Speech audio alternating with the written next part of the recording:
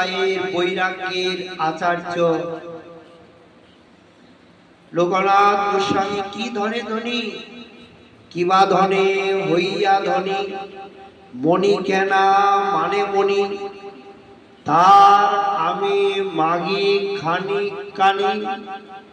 কাশীর থেকে যে ব্রাহ্মণ গেল, মহাদেবের মন্দিরে মাথা করছে, ঠাকুর আমাকে ধন দাও, ধন দাও, ধন দাও। মহাদেব চিন্তা করে দেখলেন এই জগতের যত ধন সবই তো বিনাশী, সব ধনেই তো নশ্বর, একে এমন ধন দিব অভাব থাকবে। মহাদেব দর্শন বৎস বৃন্দাবনে যাবে, সনাতন বলে একজন আছে, তার কাছে গিয়ে বলো ধন দিবে, তার কাছে।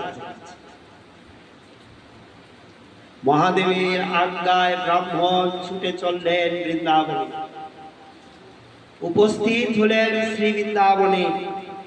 বৃন্দাবনে উপস্থিত হয়ে আর শ্রী বৃন্দাবনে সনাতনের কথা অনুসন্ধান করতে লাগলেন।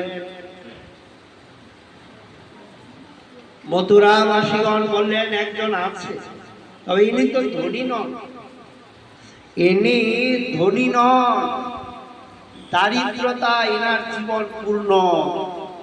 এইটুকু কোটি বস্ত্র, মাথা মুড়িয়ে বৃক্ষ তলে তলে ঘুরে বেড়ান, আমাদের ঘরের দ্বারে দ্বারে খাবারের জন্য আসে, আর আপনি তার কাছেই যাচ্ছেন। ব্রাহ্মণ খুঁজে গিয়ে উপস্থিত দেখে তো অবাক, মহাদেব ভগবান এনারও কি ব্রহ্ম, এই দশা যা সে আমাকে ধন দিবে। হা প্রভু, কি আমাকে প্রতারণা করলাম। আসলে প্রভু প্রতারণা করল। সনাতন বলল, ভাই তুমি মনে হয় নামটা শুনতে ভুল করেছো, কার কাছে এসেছ নামটা শুনতে ভুল করেছো। সনাতন বলেছে কি অন্য কোন